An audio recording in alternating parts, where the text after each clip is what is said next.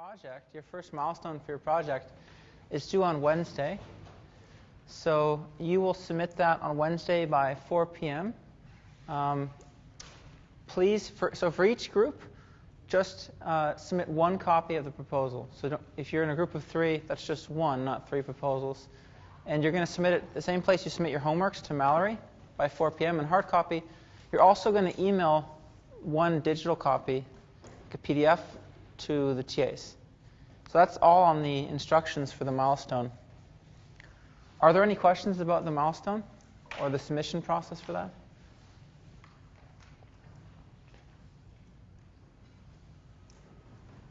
Okay, you also have a homework coming up, so make sure that due date coming up. The homework's been released last week, so make sure you're looking at that. If I'm not mistaken, that's due a week from tomorrow, I think.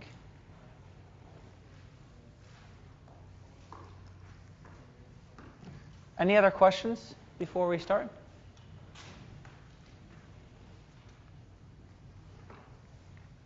Okay, one thing I wanted to say about the scribes. The scribes, by the way, you should be submitting them to Mattia.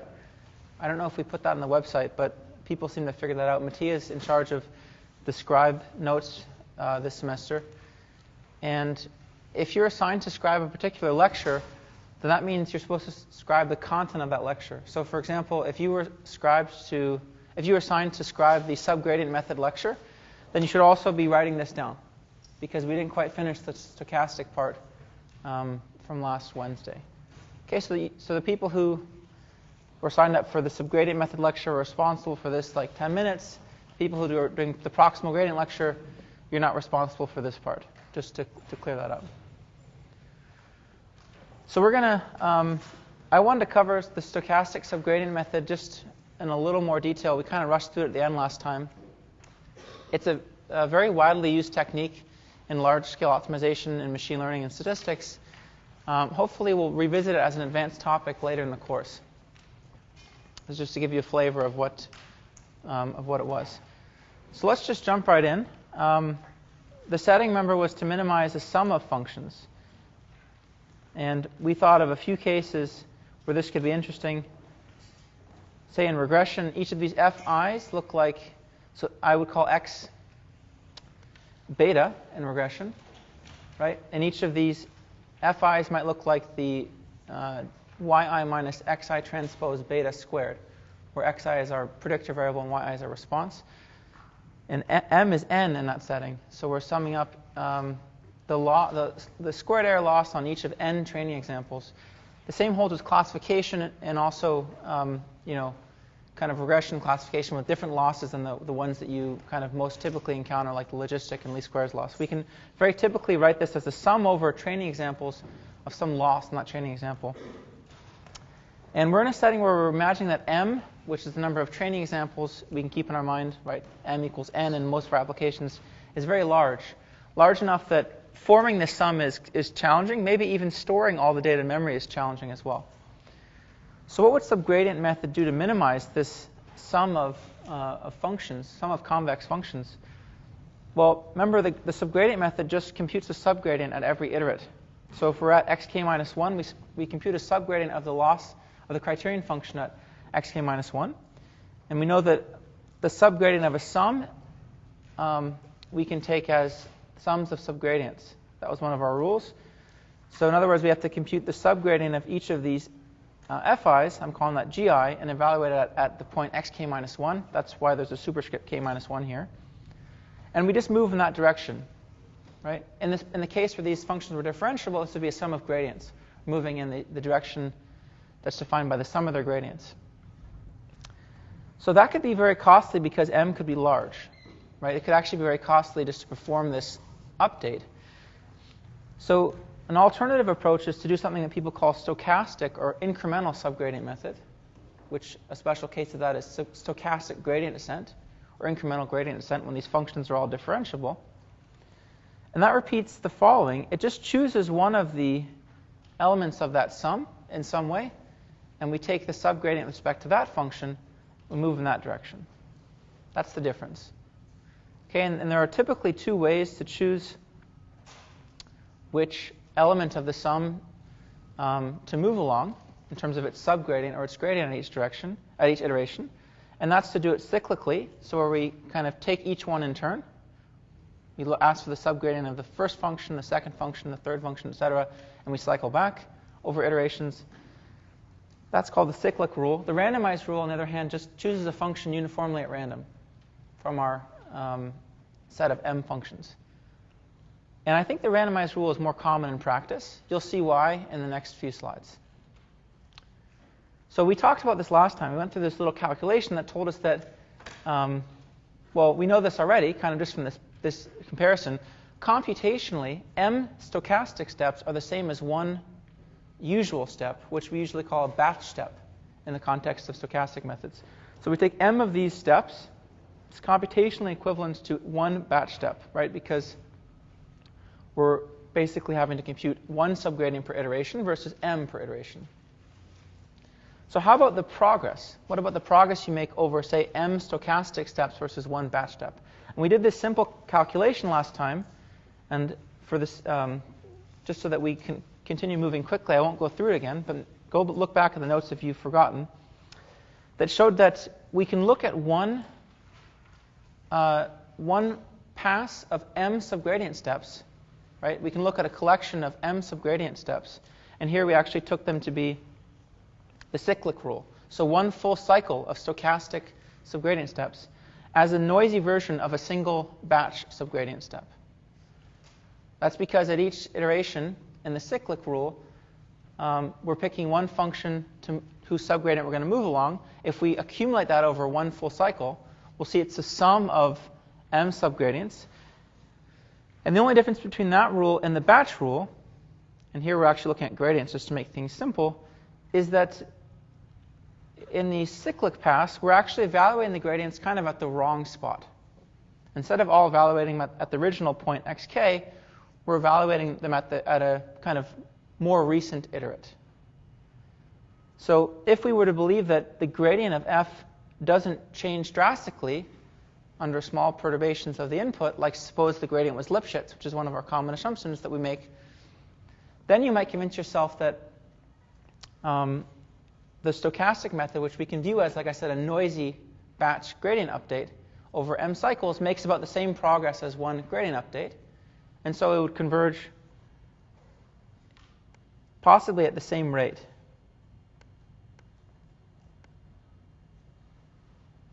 Okay, that was a rough argument we gave last time. Just went through it quickly now. So the conclusion is that there's reason to believe that one cycle of stochastic subgradient updates is the same as one iteration of a batch update. And the same is true with the randomized rule as well.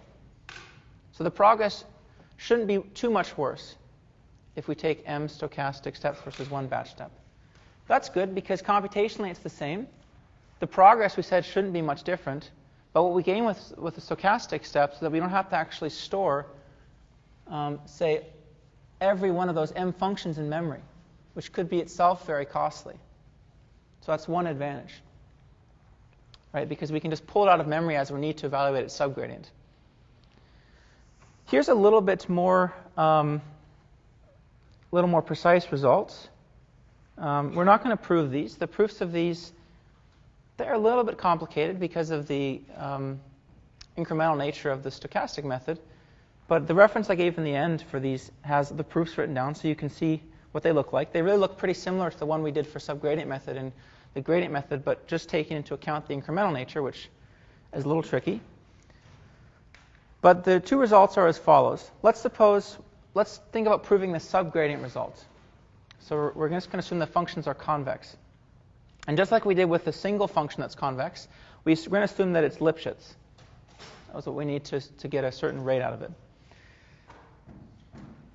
Okay, and what we can say is that if you take a fixed step size, so you fix the step size to be some constant t across all iterations, then both the cyclic and randomized rules produce a sequence of iterates that converges to something that's suboptimal by an amount 5m squared g squared times t over 2. Let's just remind ourselves what the subgradient method bound looked like. So for the batch method, by the way, remember with a fixed step size, recall that we had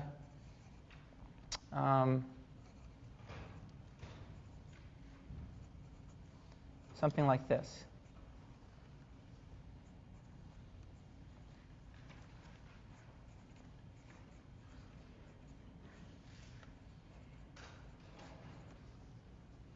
Okay, so very similar bound for the batch method versus the stochastic method. The 5 is not important. That's just an artifact of the proof, I think. The difference here is that we have an m squared. So here in the stochastic world, we have an m squared g squared rather than a g squared. Well, actually, that's also not really very different either, because remember, for the stochastic method,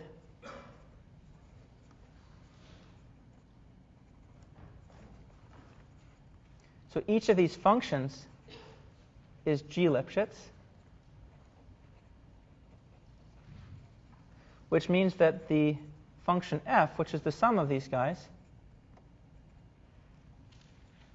is mg Lipschitz. If you ask for the Lipschitz constant of the sum of g Lipschitz functions, you can easily work out that an upper bound for its Lipschitz constant is mg. So actually, in that sense, the stochastic bound looks very similar. Again, ignore the 5. We just have an mg squared, because that's the Lipschitz constant in this world of the full function. Okay, so they really are comparable bounds. For diminishing step sizes, we have the same result that we had for, again, a single function, doing stochastic gradient descent on one function, in the usual setting, which is that we get something that's optimal in the limit if we take diminishing step sizes. Okay, so far all we've told ourselves that you don't do too much worse in terms of progress with the stochastic methods than you do with the batch method. The slide says pi m squared d squared d by 2 and then equal to pi m g squared d squared. T and d squared. On the slide it's t and... maybe I have maybe my memory's wrong. I think it's actually t. We can check just by going back real quick. Let's just check.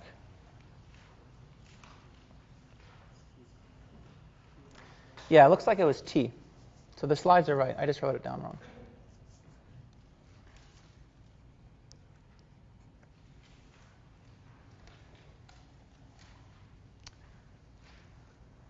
Okay, now here's the interesting part. We're going to talk about convergence rates, because that's really, remember, where we see all the action is. The thing that algorithms converge in the kind of in the limit of infinitely many steps is maybe somewhat interesting, but we actually care about how fast we get the solution in practice. And this is a lot more kind of subtle to derive than just these bounds. And so again, I'll refer you to this paper at the end of, to this, it's kind of like it's a monograph that I'm referencing at the end of these notes if you want to see the proofs for them. But the punchline is that is as follows. So let's talk about rates. Remember the batch rate was 1 over epsilon squared. And if we paid close attention to the constants there, you can see it was something that depended on how far we were away from the solution set to begin with, which I'm going to ignore for now, times the Lipschitz constant of the full function, which I'll call g batch squared, over epsilon squared. Okay, and so I guess just to be clear, I'll write this as g batch again.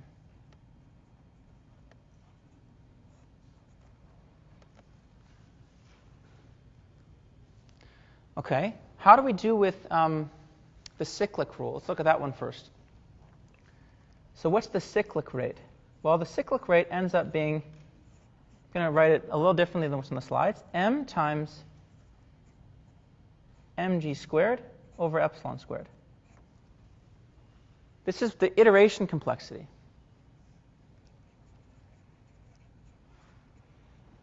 It's how many iterations we need in order to get an error on the order of epsilon. You can see this is actually pretty much the exact same as what we get with the batch method, right? Because remember we said that m iterations of the cyclic rule are computationally the same as one iteration of the batch rule. So if we ask for the cycle complexity, how many cycles do we need? It's just going to be mg squared over epsilon. Remember, this was like the Lipschitz constant of our sum of functions when we have m of them. So really, it's the same. We don't gain much with the cyclic rule over the batch rule. What we do gain, like we said, is that we don't have to keep all the data in memory, so that's nice. But here's the very important point about the randomized rule, which is why people use it in practice, and that's the following, which is that the iteration complexity essentially shaves off a factor of m. That's what we get.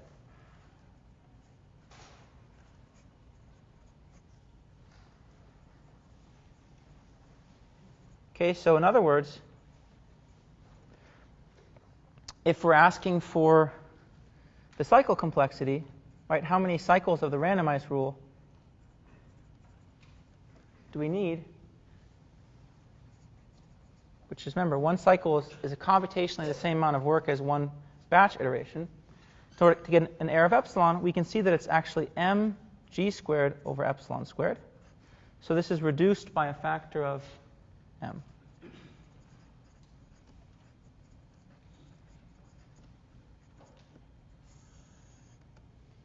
That's the big gain we get with the randomized rule. Now, with the randomized rule, this is a bound in expectation.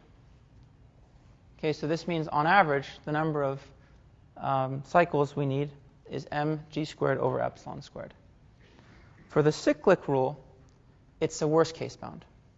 Okay, so an interesting question might be, is this a difference between what we can prove on average and in the worst case, or is there actually some practical difference? And the practitioners of stochastic gradient descent, I'd say almost always take the randomized choices of functions. I don't know very many applications which at scale actually cycle through the functions in a cyclic fashion, but there's not a definitive answer as far as I can tell. Okay, but at least in this sense, it seems preferable to use the randomized rule, right? We know on average we're going to be saving a factor of m versus a full batch update. Any questions about that? Yeah? So in practice, people actually use stochastic instead of full batch.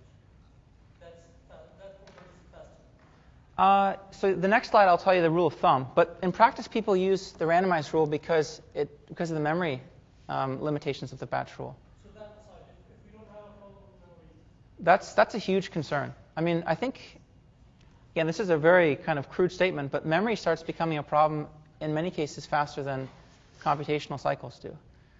I really understand. I really respect that. Okay. I realize this is important, but if we don't have this problem with the memory, would you still say that in practice this works better? That's hard to answer. So this is let me give you an example, and you can see the punchline.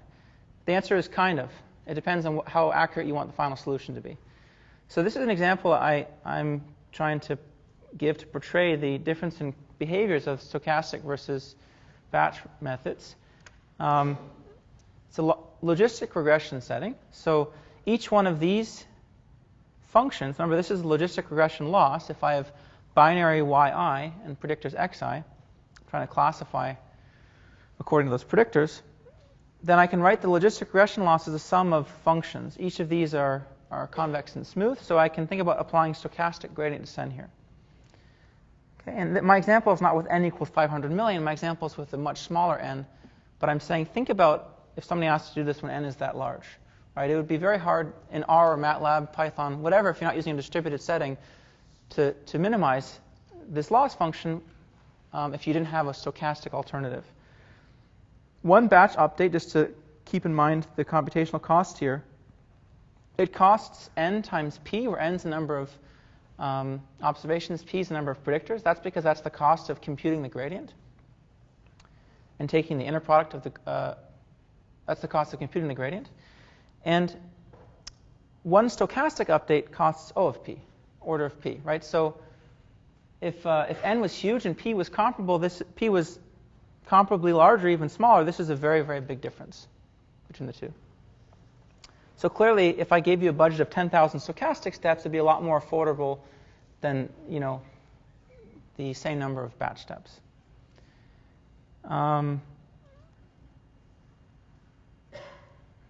Right. Okay, so let me show you the classic picture between the two, which is something you'll see a lot.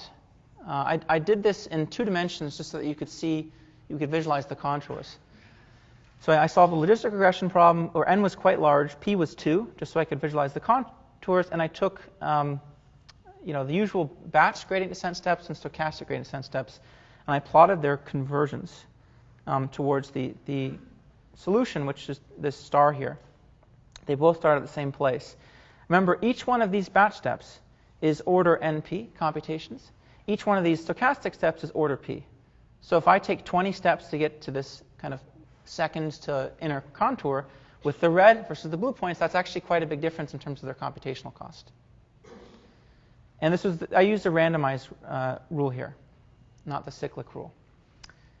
And the general rule of thumb, which is made precise in some theory, and again, see that monograph that I made, that I referenced at the end of the notes, is that stochastic methods generally strive when you're far away from optimum. So they make a lot of progress out here. In fact, their progress is a lot quicker than batch rules. Whereas the batch methods generally have an advantage when you're close to the solution. So stochastic methods kind of bounce around without the same kind of precision when you're close to the solution, whereas the batch methods we have kind of more precise understanding of their convergence when you're close to optimality. That's kind of the general rule of thumb.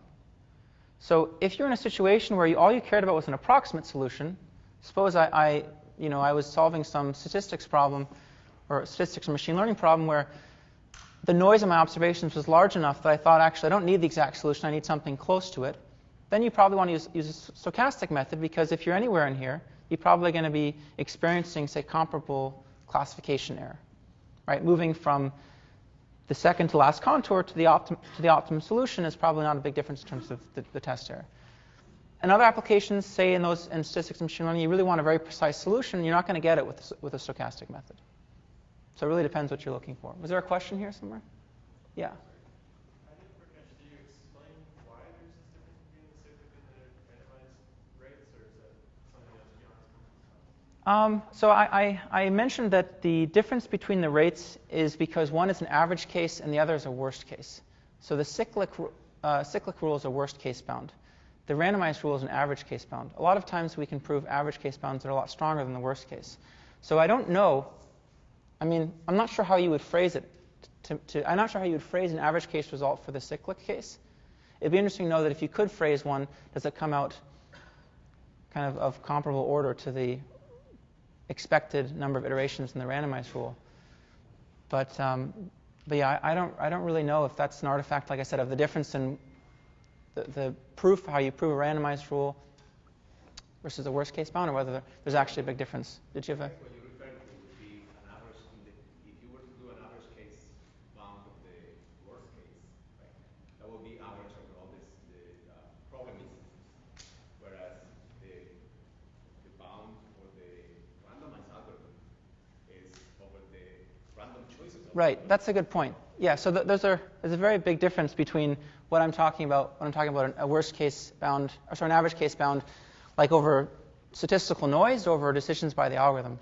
So this says that if you give me any function that's Lipschitz, then averaged over the random choices by the algorithm, I get this number of iterations needed before 1 over epsilon, before I'm less than epsilon away from optimality. Here, like Javier suggested, we might put down maybe a statistical model for the problem, and then you could do an analysis of this in that average sense, but I'm not sure if there's a way to talk about an average behavior for one problem instance with a cyclic rule. But I think it's an interesting question. Did you have another point? Just a quick follow-up. I guess, does this pattern, we talked about it, so gradient descent, but I assume it works, is the same for gradient descent, right? That the randomized rule is better than the cyclic in this sense? Yes, I think that's the same, right? Yeah. Just to, like, you kind of did, is the epsilon on this slide,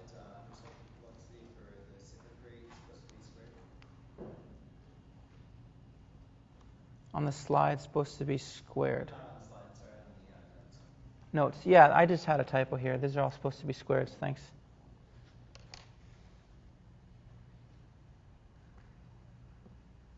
All right, like I said, we're going to try to come back to this at the end. Turns out there's been some very recent and interesting work by people in ML that's kind of pushing the frontier of stochastic methods. This stuff is all quite classic still, this analysis of stochastic methods. So, well, actually, I can continue with the last couple points of motivation here before we switch over to proximal gradient descent. So this is what we saw last time, and we saw this with the stochastic methods as well, which was that the subgradient method is very broadly applicable. We can pretty much minimize any function whose subgradients we can compute. The downside is that its convergence rate is very slow. So 1 over epsilon squared is a big difference, is a big kind of distance, in a sense, from 1 over epsilon when we talk about rates.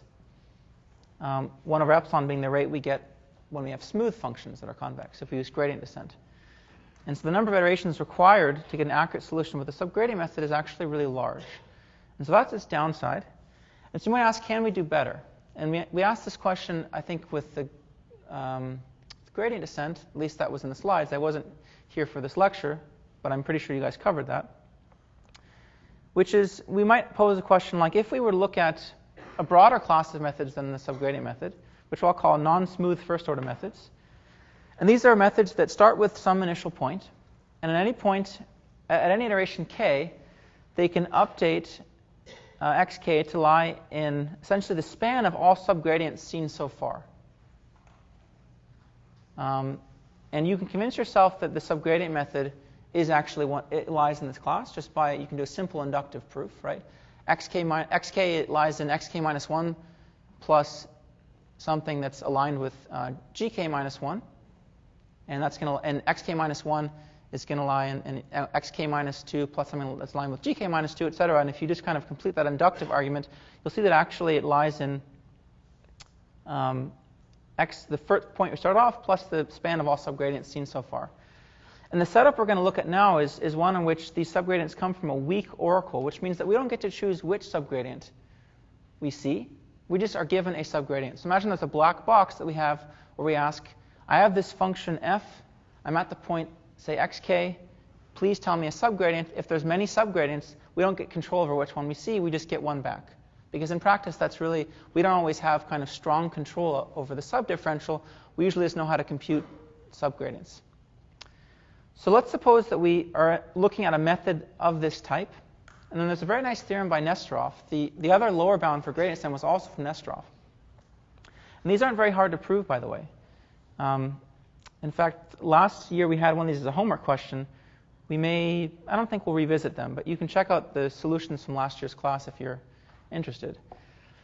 The statement is as follows. If you give me any k, any iteration k, any starting point, then I can find a function that's convex in Lipschitz such that any non-smooth first-order method satisfies the following bound, which is that after k iterations, the amount that it is away from optimality is some constant, r times g, g being the Lipschitz constant of the function, r being, again, the distance away you are from the solution set with x0, divided by something that's on the order of root k. Okay, these particular constants here are not important. This is on the order of root k. What that means, right, is that a lower bound is order 1 over epsilon squared for any non-smooth first-order method. Or in other words, we can't do better than subgradient method. In terms of worst-case rates, it achieves the best. It's up there with the best of them. So that may be seeming to be a little bit depressing because we know it's slow, right? Question? Based on bound on k, right? K is less than n minus 1. So should we really be talking about orders? Yeah, I think that's fair. I mean, you can think of n as the dimension of the problem. It can be pretty large, right? I think n can be very large, typically. I'm not sure. I mean, this proof is fairly slick. I'm not sure if taking k to be larger than n really matters. we might think about that looking at the proof. I'm not sure. That restriction, I think, was to make the proof simple. The proof's not very complicated.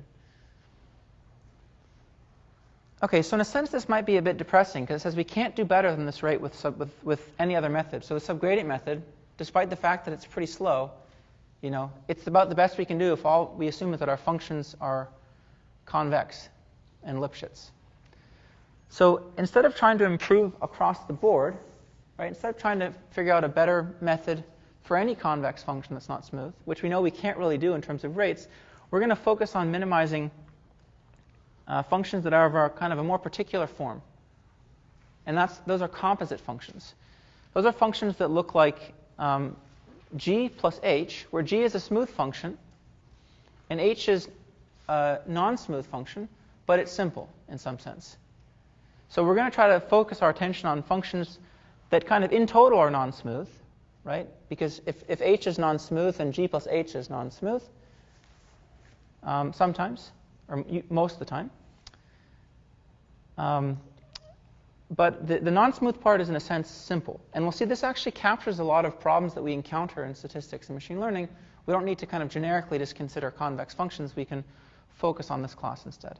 And what we're going to see in this lecture is that for a lot of problems, in other words, a lot of these non-smooth parts h that are kind of simple, we can recover the 1 over epsilon rate of gradient descent. Okay, and that's called proximal gradient descent, that algorithm.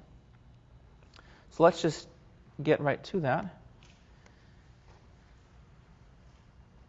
So we're going to talk about proximal gradient descent. We're going to talk about some convergence bounds for it. We're going to see two examples, one involving a sparse regression setting, the other involving matrix completion, both of which we can solve with proximal gradient. And then we'll talk about a few special cases. And lastly, we'll talk about acceleration, which is a very interesting idea that even betters the rate of proximal gradient descent. So we can get an even better rate than that. I don't think we're going to be able to finish all this material today, considering we already are halfway into so half an hour into the lecture. But that's okay, because Wednesday's lecture, I think, is going to be pretty short. So if we spill into Wednesday's lecture, then the material I was intending to cover on Wednesday, we can do that no problem. So we'll make up for our tardiness on Wednesday. So here's the problem setting we're going to look at from now on for the rest of this lecture. F of x can be written as g of x plus h of x, where g is convex, it's differentiable. H is convex and not necessarily differentiable. And we're going to assume that h is simple in some sense that I'll make precise in the next slide. So if f were differentiable, then the gradient update, right, would just be to take the gradient of f and to move along the negative gradient of f by some step size t. Remember, to motivate that, one of the ways we motivated that is that this was doing something like minimizing a quadratic approximation around f at each point. So if we had some convex function, then at each point we're going to form our quadratic approximation, right? And so that was not the right picture.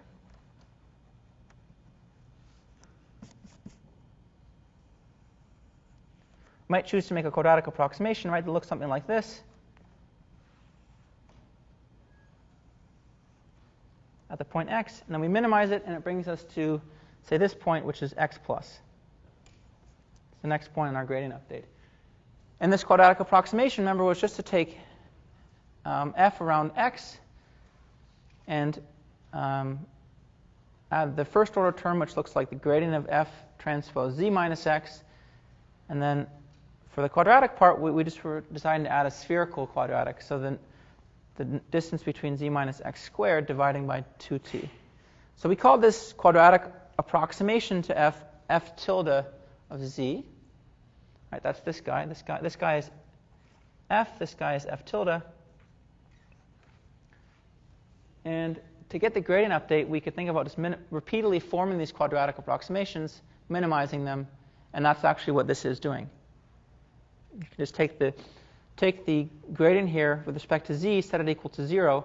You'll see that actually this is the update that you find. So how do we do that for this composite function, g plus h? Well, here's here's a suggestion. It's fairly simple. Because g is differentiable but h is not, let's just make a quadratic approximation to g and leave h alone. Let's just try that. So it's hard to draw on a picture because I'm actually observing this smooth thing plus something else. I'm only going to make the quadratic approximation to the smooth part. So in other words, we're going to minimize g tilde of z plus h of z. Right? I didn't touch this part at all. This is just the same as the original function h, but g tilde was the quadratic approximation to g, which I can write out just as I did with f. It's g of x plus the gradient of g of x transpose z minus x plus 1 over 2t, the norm of z minus x squared. And I still have the non-smooth part hanging around, h of z. What you can see is that this, this rule here, minimizing this quadratic function plus h, can be rewritten in a kind of suggestive form. It's more natural if we write it like this. It's the same as minimizing the distance between z and the gradient update if we had just used g squared divided by 2t plus h. And how do we see that part? It's somewhat simple. Let's just expand that.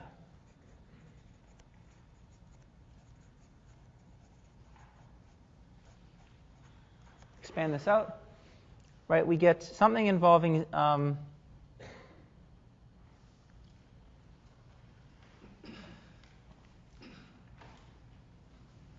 right, we get 1 over 2t times, write it like this, z minus x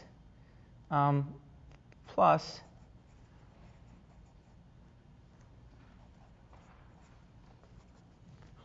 take one more step, and now it's expanded out. So we get a term that looks like this, 1 over 2t times z minus x squared.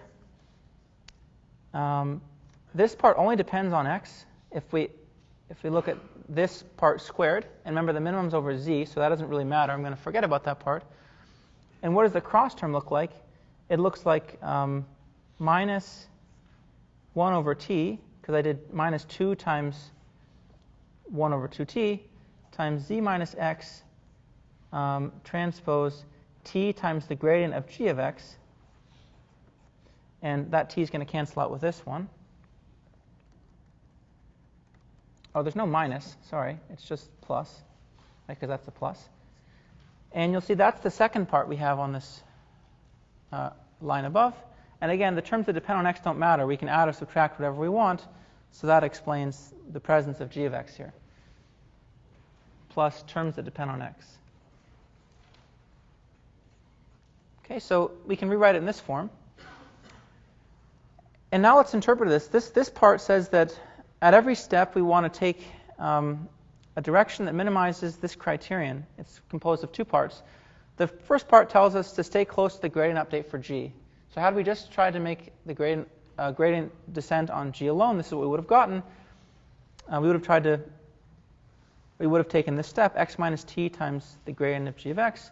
We're trying to make z close to that, and we're also trying to make h small. So we're trying to balance those two things.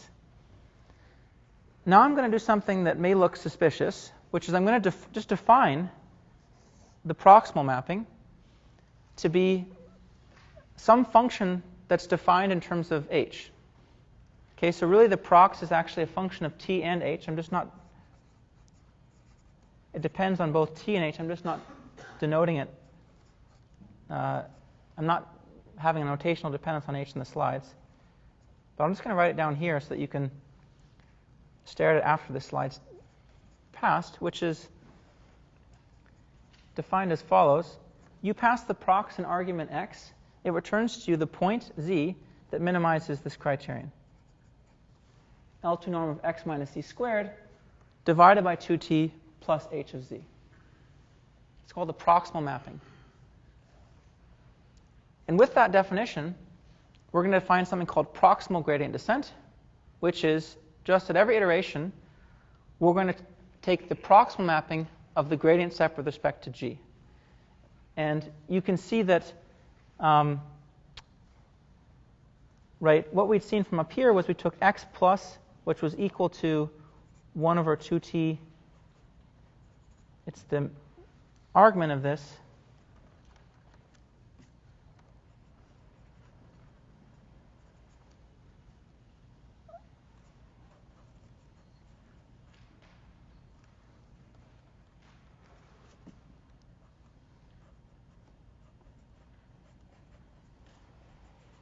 Another way to write that, this is our rule that we'd said, is just to say this is equal to the prox function evaluated what argument? It's just this argument.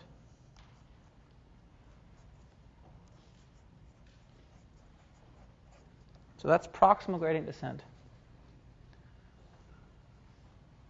So really nothing different happened from this in the last slide. I'm just introducing this prox function notationally. It came from the idea of just, like we said, taking a quadratic approximation to G only and leaving H alone. So just stare at that for a second, because that's an important equation we're going to carry on the rest of the lecture with.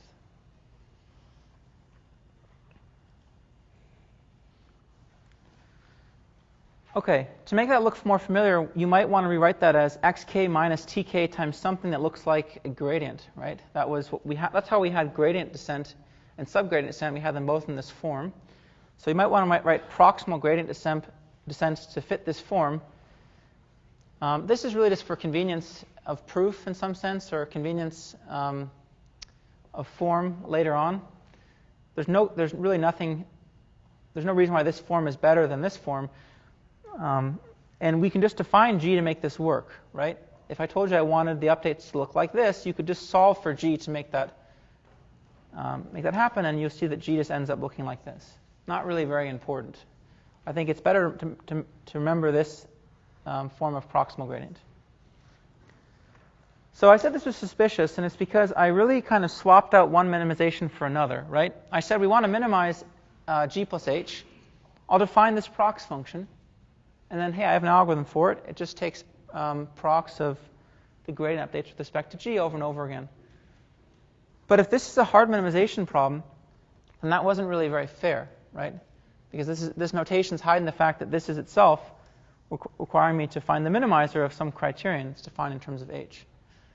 The reason why proximal gradient is a useful framework is because often, for a lot of functions H that are simple, even if they're non-smooth, this proximal update can be done analytically. So it's not really requiring a minimization of its own. It's actually something we can just write down on paper, and it's usually pretty cheap as well. There are exceptions, but in a lot of cases, for H's that we're interested in, we can do this proximal minimization analytically. Okay, so there's some important things to know, which is that this prox function doesn't depend on G at all. It only depends on H. So let's just do a thought experiment. Suppose H was some simple function whose prox we knew. G was a very, very complicated function, but it was smooth. Then that doesn't really change the complexity of this algorithm as long as we can compute the gradients of G. If we can compute the gradients of G, then minimizing G plus H is not much harder than minimizing some other G plus H, as long as we can compute its gradients. Because this prox is defined entirely in terms of H. The other thing to keep in mind is that the convergence analysis that we cite is going to be in terms of the number of iterations of the algorithm. So it's the number of times we have to apply this update, or this update, right? But this is not always a fair comparison to a gradient update, because the prox, I said even though we can compute it analytically in many cases, the prox could still be expensive, or more expensive than just computing a gradient. So keep that in mind, that we're talking about the number of proximal iterations needed to convergence, not the number of operations, not the number of flops. So we're talking about something a little different.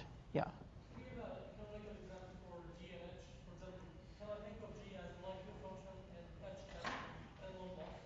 That's a great example, yeah. So we're going to get to kind of two examples later on, that are both in that framework. But for now, you can often think of G as a loss function.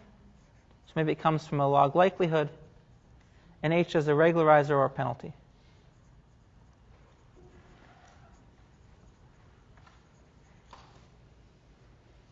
Okay, so the loss, depending on what data type we have, it can be complicated. The regularizer, the penalty, we usually throw around a couple of them that we use quite often, like the L1 norm. We're going to see the trace norm coming into play with matrix completion. There are several others that are in a bag of tricks that we can use proximal gradient for. Those are two good ones to think of. Yeah? Is it important that the pk for the gradients, step size, and the pk inside the proximal operator, that it would be the same? Good question. Yes. I mean, at least so far as the proof goes, it is. And I honestly don't know of examples where people don't take them to be the same. So the question was, is it important that, say this t and this t be the same? And so far as the proof goes, yes. I don't know, like I said, maybe it would work otherwise.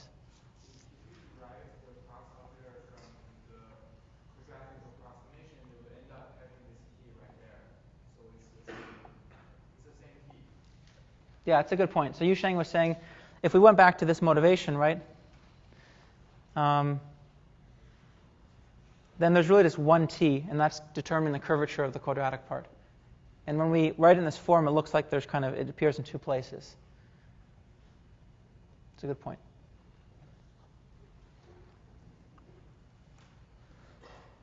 Okay, let's get to an example, and then we'll take a break. And this example is how to do proximal gradient descent to solve the lasso problem. I can't remember if we did this. No, we did something like this with subgradients too, and you saw it converged quite slowly. And ISTA is the name of the algorithm that comes out. It stands for Iterative Soft Thresholding Algorithm, and you'll see why it's called that in just a second.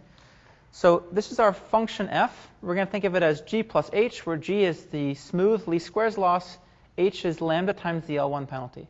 So we've seen this formulation, I think, at least twice now. The lasso is a way of doing sparse linear regression, right? Estimating coefficients beta for the regression of y and x that are sparse, that have 0 entries.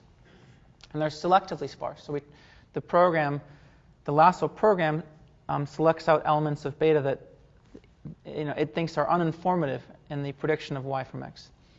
So what's the proximal mapping? Remember, it has nothing to do with g. I could have put this as logistic regression loss. I could have put this as multinomial. I could have put this, something much more complicated. As long as it's smooth and convex, doesn't matter. The prox is only defined in terms of h. And the proximal mapping is the minimizer of the following criterion: 1 over 2t times the norm of beta minus z squared plus lambda times the L1 norm of z. And let's just rewrite that in a trivial way. It's the argmin over all z of 1/2 z minus beta squared plus lambda t L1 norm of z. So I just put the t up there instead of having it down there. The minimizer is the same. This was soft thresholding. We proved this when we talked about subgradients. The minimizer of this program, the solution, is just giving by soft thresholding beta by the amount lambda t. Remember, it's just written here on the slide. So we've already done that one. So the proximal operator we actually know for this. And again, no matter what g was, it's going to be essentially the same thing. We're going to apply the same proximal operator, just soft thresholding. So I'm just doing it for the least squares loss case so you can see what it looks like concretely. For the least squares loss case, remember I told you that you guys are going to have this ingrained into your head, certainly by the midterm.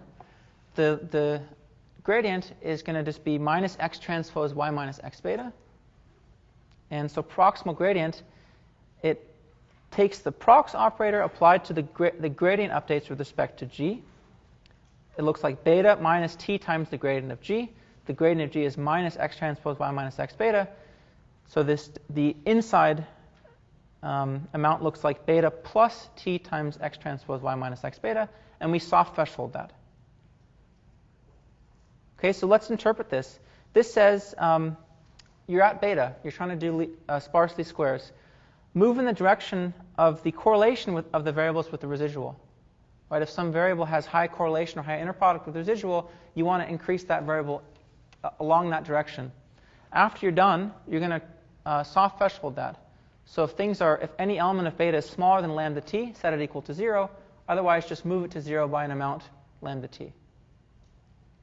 So it actually is a pretty natural algorithm for doing, for fitting a sparse regression model. And because of this, the nature of these updates, it's called the iterative soft thresholding algorithm. That was named by Beck and Taboul in a paper they had on this topic. So it's very simple, and it's also a pretty effective algorithm for computing a lasso solution. And I'm sure I'm boring you by saying this over and over again, but I'm just going to keep saying it because it's important. It doesn't matter that we chose least squares here. Right? The algorithm will be just as simple as long as you can compute the gradient of your loss function. You just stick in minus gradient of g here instead of this term. So here's a comparison between proximal gradient for this least squares loss problem and the subgradient method applied to it. And they have a very different convergence behaviors. And what's suggestive is that maybe there's a whole other regime of convergence here, right? We know this is 1 over epsilon squared. This may look like something like 1 over epsilon. And that's what we're going to see theoretically, I think, next. Yeah. So before we do the convergence analysis, let's just take a quick couple-minute break.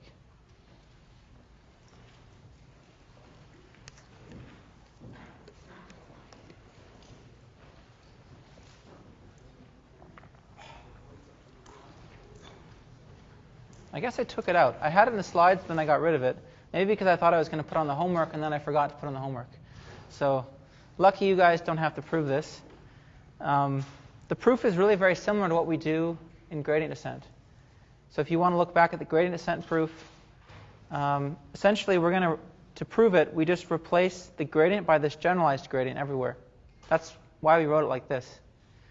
And then we really follow essentially the exact same steps as we do for gradient descent. But there's some modification we need to make for the fact that we actually have, this g is not really a gradient, right? It behaves kind of like a gradient, but it's not actually a gradient of something. So I'll just tell you the answer. And I might put the proof back in the slides after this lecture, just so you can get an outline of it.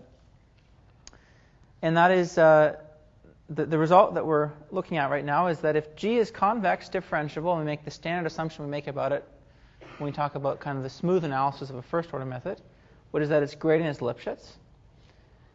And h is convex, and we're going to assume that its prox can be evaluated. That's all we're going to say. Right? That this is possible to do. Then the proximal gradient descent with a fixed step size that's smaller than or equal to 1 over the Lipschitz constant of the smooth part has the exact same convergence rate as gradient descent. And in fact, it's the same constants we saw with gradient descent as well. Okay, so it's really a very analogous convergence result. So it converges at the rate 1 over k, because after k steps, the progress that we've made, distance away from optimality in terms of the criterion function, is like 1 over k.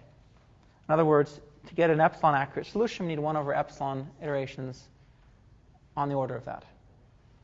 So this is the same as gradient descent, but it's important to remember this counts the number of iterations, right? Each iteration evaluates this prox function, and it's not the number of operations. So it could be much more expensive than gradient descent, depending on what the prox function actually is. Let's go back to this example.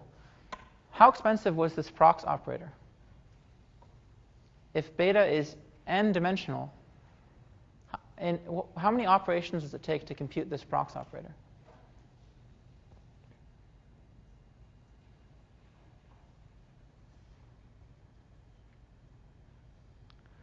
Think about what I'm doing. I'm looking for constants, just on the order of what function of n?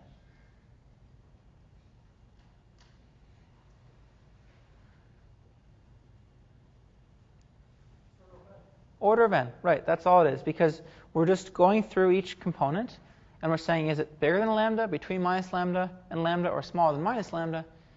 And we're just doing something very simple in each of these cases, like subtracting something or setting it equal to 0. And there's n of those that we're doing. So it's order of n. That's it. So that's not expensive, right? In fact, a gradient computation in this case is order of n also, or order of np. So the prox is not expensive compared to the gradient. But in other examples, we'll see that the prox is much more expensive. Okay. So just like we did with gradient descent, we can also use backtracking. It's another nice thing about proximal gradient. With subgradient descent, we were stuck with these fixed step size rules, which don't really adapt to the problem at hand. We can reintroduce a notion of backtracking here with gradient descent. It's the same notion of backtracking we have with gradient descent, except for using g in place of f, so the smooth part in place of the whole function, and the generalized gradient in place of the gradient. There are actually multiple ways to do backtracking for proximal gradient. This one I think is the simplest. Okay, so just think of, let's reduce in our mind to the case where g was f. So suppose all we had was a smooth part. In that case, the generalized gradient is just the gradient of f. What does this look like? I have minus the gradient of f transpose the gradient of f plus t over 2 times the gradient of f in norm squared. It ends up just looking like the gradient descent backtracking rule, right? Because this part is just going to be minus t over 2 times the norm of the gradient of f squared. So this is just a generalization of that, where we replace, like I said, the gradient with the generalized gradient, and the function whose derivative we know, whose gradient we know, with just g, because we don't have a gradient for h. So same idea. Under the same assumptions as the last slide, so gradient of g Lipschitz, h is prox can be evaluated, we get the same rate. And again, the proof is analogous to the proof for gradient descent. So we have this nice set of tools for proximal gradient. We can apply backtracking line search, tends to work well in practice, and we know it has a pretty good convergence rate, certainly with respect to when compared to the subgradient method's convergence rate. So things are looking pretty good.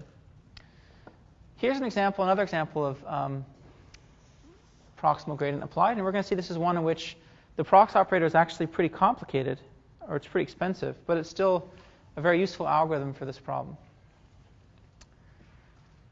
Before I do that, let me pause and see if the people have questions, because we kind of went through some of this stuff fairly quickly. I don't see a reason why we can't do the stochastic idea here as well. And instead of completing the full gradient, just completing gradient over one example. You're absolutely right, yeah. So stochastic proximal methods are certainly something people do. Maybe we'll talk about them at the end when we talk about the stochastic advanced topics. If you look at the monograph referenced, all of the rates I talked about for the stochastic stuff actually extend to this setting too. So it's a good point. This is something a bit more obvious.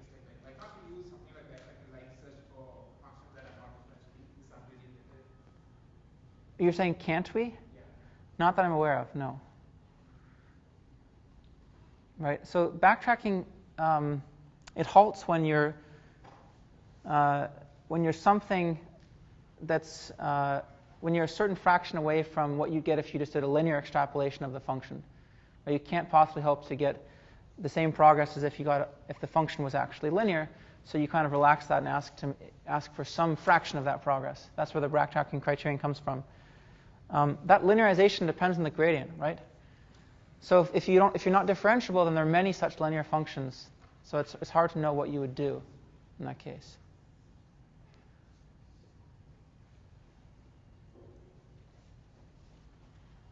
Good questions, though.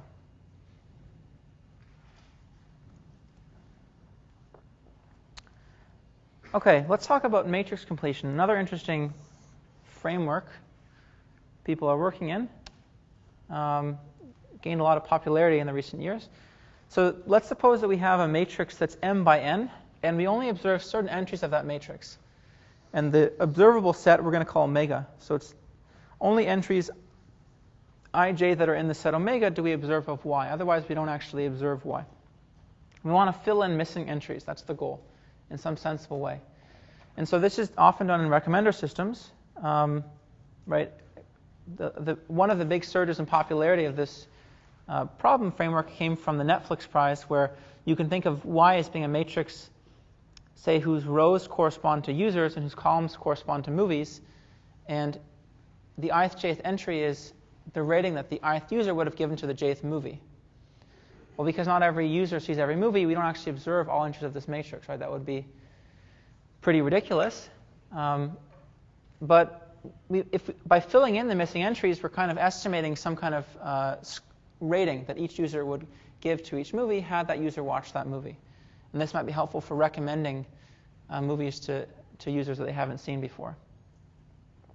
So how do we do that? Well, one way to do that is to solve what we call the matrix completion problem, which is that we're going to fit a new matrix B, and we're going to fit every entry of B, so it's going to be fully observed, that minimizes the following criterion. Over the observed set, omega, we want it to be as close to y as possible, so we apply a squared error loss over those entries. And we're going to add lambda, which lambda is a penalty parameter, just like it's a penalty parameter or tuning parameter, say in Lasso, plus the trace norm of B. Okay, so this is an interesting problem. The trace norm, if you remember, is the sum of the singular values of a matrix. So if the matrix is of rank R, then it's the sum of sigma 1 through sigma R. It has R non-zero singular values. This is really, in a sense, the generalization of the L1 norm to the matrix world. That's how you can think about it. If the matrix were diagonal, for example, then this would exactly be the sum of the absolute values of the entries of the diagonal entries. The trace norm is motivated as a convex relaxation of the rank. So because this problem is underdetermined, we can't just ask to find the B that minimizes this squared error loss to y in the observed set, because then we would take B to be exactly equal to yij for all the observed ij, and then we have there's no forcing function on the rest of the B's to have us do anything sensible. Right? The solution is not even well defined outside of the observable set. This is kind of saying something like, I want the matrix that's closest to y over the observed entries, but that's as low rank as possible. Now it's a reasonable thing to do in this problem for various reasons, but I think we probably won't go too much more into it because we're focused now on how to solve it. And the trace norm is like a convex relaxation of the rank. Right? The rank is the sum of the of indicators that each singular value is non-zero. Right? That's the rank. How many non-zero singular values do you have? This is actually summing the values of the singular values themselves. So let's rewrite this problem in a way that we can use for proximal gradient. So first we're going to define a projection operator onto the observed set. And it's just notation. If you give me a matrix B that has all its entries filled in, I'll write P omega of B to be a new matrix whose entries are not changed on the observed set. They're just Bij. And outside the observed set, I set them all equal to 0. Okay? Then I can rewrite the criterion as the difference between P omega of y and P omega of B, right? Because this is just Yij minus Bij over the observed set, and it's 0 everywhere else. In Frobenius norm squared. The Frobenius norm of a matrix is the sum of the squares of its entries. So that first term is really just the exact same as this one. And again, we have lambda times the trace norm of B. So that's going to be our smooth part, and that's going to be our non-smooth part. And there's two ingredients needed to form a proximal gradient descent approach. That is, how do we compute the gradient of the smooth part, and how do we evaluate the prox operator? If we know those two things, we have ourselves a proximal gradient algorithm. The gradient of the smooth part is very straightforward. Think about it entry-wise if this is confusing you. For every observed entry ij, the gradient is just going to be equal to Bij minus Yij of this loss. The only appearance of Bij in all of the ith jth component of the gradient is just Bij minus Yij. That's the only appearance of Bij in the whole loss. That's all that this is. And it's 0 outside of that. So this is really just the gradient of that loss function. The prox function is now trickier. We have to find the matrix Z. If you give me a certain matrix B, find the matrix Z that's closest to B in a squared error after I add lambda times the trace norm of Z. Okay, and again, I think there may be a little bit of confusion that people have when we go from the vector world to the matrix world. All of this is really the same thing we were saying before, except we've shaped our arguments into matrices. There's nothing special here. Right? This Frobenius norm just means sum of squared components just because I've shaped things into matrices. That's it. So we have to figure out how to compute this prox function. Once we do that, we're just going to apply it to this over and over again, this part, and that'll give us our algorithm. So part of this you're going to do on your homework, part of it we're going to do here, and we're going to see that the proximal operator here is what I'm calling matrix soft thresholding. So it's the analogy of soft thresholding, but for matrices. In other words, if you give me a matrix B, and I compute its singular value decomposition, so this is the singular value decomposition of B,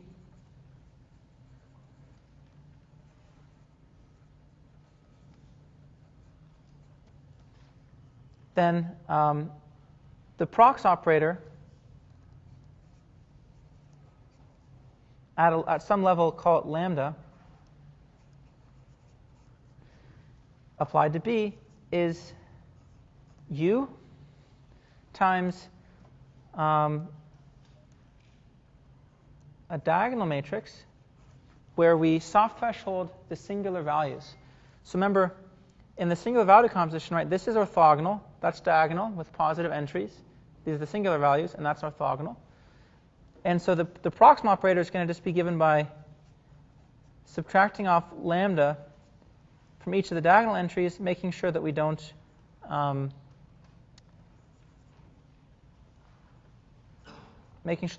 go through 0. So just soft thresholding the singular values of sigma, and then forming the left and right singular factors as we did before. So we're going to kind of half prove this is true on these slides, and the other half you're proving on your homework. So why is this true? This is good practice with deriving a prox operator. We derive the other prox operator in the vector case for the L1 norm, the prox operator of the L1 norm being soft thresholding in a previous lecture. So let's write down this minimization problem. Minimize overall z, 1/2 or 1 over 2t. I guess I used, b minus c and Frobenius norm squared plus lambda times the trace norm of z. And I'm going to put the t up here like I did before. Lambda t. So what does it mean for z to be optimal with respect to this criterion? Well, we know that. We can take a subgradient, set it equal to 0, and if we can solve that, we have the solution. That's just subgradient optimality. We've learned that a couple times before. So let's take a subgradient of this criterion. We're going to say that the subgradient of this part is just going to be equal to z minus b, because that part's smooth. So this is just the gradient of that. Again, this is just like it is for vectors. Should be no real confusion here. This is just like z minus b squared. This part, we'll call it lambda t times gamma. So 0, we're going to set equal to z minus b plus lambda t times gamma, where gamma is something that's in the subdifferential of the trace norm at z. Okay? That's just subgradient optimality. And this is what you're going to do in your homework. On your homework, you're going to actually compute subgradients of the trace norm. So you're going to fill in that part on the slide. But I'm just going to claim that it's written up there, but I'll just rewrite it on the piece of paper here. The subgradients of the trace norm,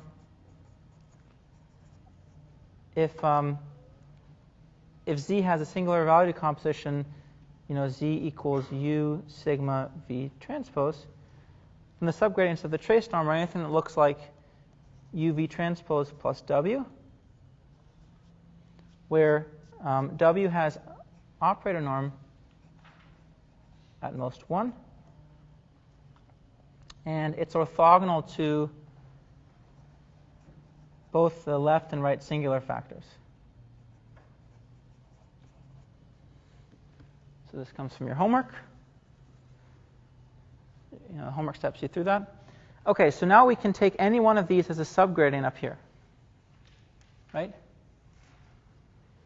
So we're going to try to take one of these subgradients, plug it in, and we're going to try to plug in, for z, actually plug in z equals u sigma lambda t v transpose, and show that we can actually satisfy the subgradient optimality with this choice. If we can do that, then this is the solution. Okay, can anybody see what's going to happen? So just go ahead and plug that in. We're going to get z minus b, right, is going to be, remember, b was equal to u sigma v transpose. So z minus b is just equal to u times sigma lambda t minus sigma times v transpose plus lambda times t times gamma. We want to make that equal to 0 for some valid subgradient gamma. So how are we going to define gamma in this case?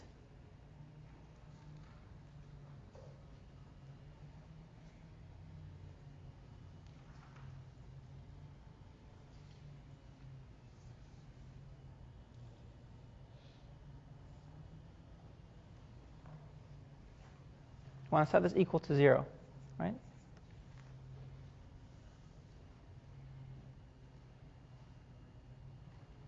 Well, there's only really one thing we can do, which is that we can solve for what gamma should be, right?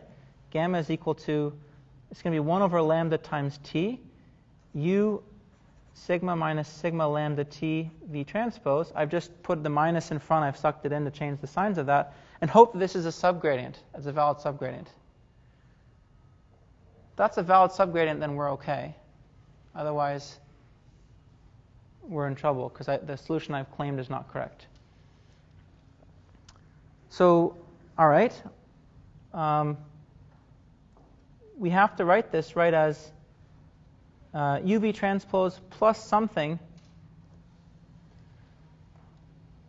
that is of this form, w.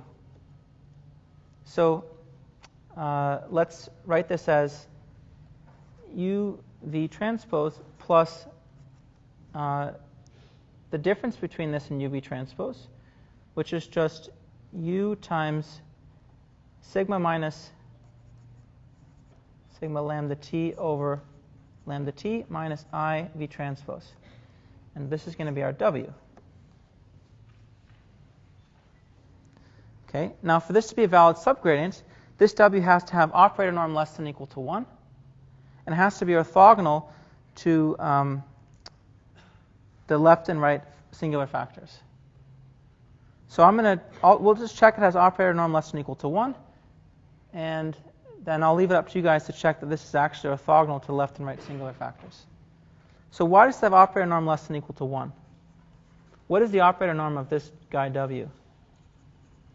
It's the largest singular value of this matrix. What's the largest singular value of this matrix?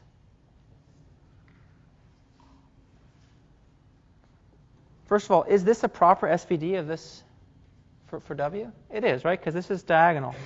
So this is actually the SVD of W. We've written it down. What is sigma minus sigma lambda t? That's something that's 0 whenever. This is something that's equal to lambda t, right? So sigma minus sigma lambda t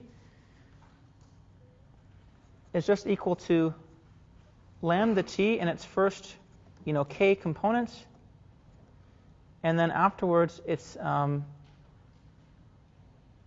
equal to just the rest of the singular values, right? Because in the first k components, if we've soft thresholded these, by subtracting off lambda and they were positive, then we just got sigma 1, 1 minus lambda, and sigma 1, 1 minus sigma 1, 1 minus lambda is just lambda, or in this case, the level is lambda t. After that, the soft thresholded versions are to 0, so that we just retain the original singular factors. So when we divide by lambda t, this thing over lambda t is just going to be equal to 1 in the first, say, k components, and then it's going to be equal to other stuff afterwards. This stuff over lambda t, but these things we know are actually all smaller than lambda t. So these entries are all less than 1. So we'll call it A, etc. All these entries are less than 1. And so now what are the diagonal entries of this matrix? Well, they're going to be 0 because I have 1s minus the 1s here. And then they're going to be something that's less than 1 in absolute value because I have 1 minus something less than 1. So all of the singular values of this matrix are either zeros or something less than 1, which means that the operator norm, it's going to be the maximum entry of diagonal entry of this matrix. It is indeed going to be less than 1. Okay, so that's something we can just verify directly from the form of sigma t. All right, and like I said, what's that? K was just the number of things that survived thresholding, just a placeholder. So these are the number of diagonal elements that were bigger than lambda t. Okay, so it's like, well, actually, that's an interesting point. What's the rank of what is the rank of this matrix? It's just k. Okay, so that's kind of an example for how we might derive a prox operator. We did almost all of it. The only part we didn't do was essentially prove that these are valid subgradients, but you'll do that in the homework, like I said. This is one of the more sophisticated prox operators to derive, but now you have it at your disposal, because anytime you have any problem where it's a smooth part plus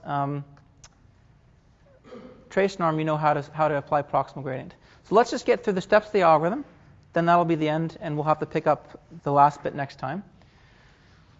So through some mathematics there involved in the trace norm and subgradient optimality, we've proved that the proximal operator is just matrix soft thresholding, which requires an SVD, by the way. That's why it's expensive, right? Because we have to compute an SVD, then we have to zero out or soft threshold its singular values. So it's quite an expensive prox operator in comparison to the L1 norm.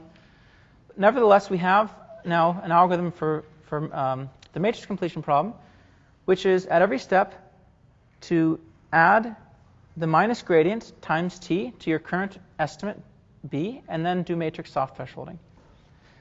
Well, this is actually quite simple because you can check that the gradient is Lipschitz with constant 1. This is the gradient. It's just a linear function. It's either a linear function or it's 0, right? So this is Lipschitz with constant 1. That means we can take t equals 1 here in these iterations.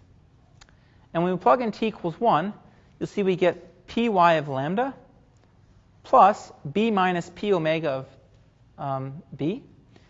And b minus p omega of b is the projection of b onto the unobserved set. So we're just going to define that to be p omega perp of b, which means that we just zero out all the entries that are observed, and we leave all the unobserved, all the entries outside of omega untouched.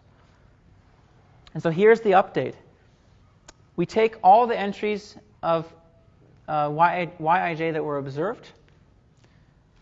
We add in all of the entries in our estimate beta that are off of omega. That forms a new matrix, right? Those are complementary sets. We have the zeros from, the observed set from Y, the unobserved set from B. That's our estimate, and then we actually enforce it to be low rank by soft thresholding it in the matrix fashion. So taking the SVD of this and killing some of its singular values. That makes beta plus.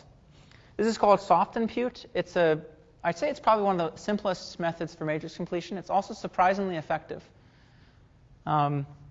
This soft impute algorithm is actually proposed by some authors who derived it on first principles, because like I said, these are pretty, I think, natural steps, and never tied it to proximal gradient. So they proved that it had a certain convergence rate. They proved a bunch of properties about it. But in hindsight, all they're doing was proximal gradient. So we actually know kind of all these things for free just from our analysis for proximal gradient. All right, we're a few minutes over. We have only a few more slides left on proximal gradient. We'll get to those next time.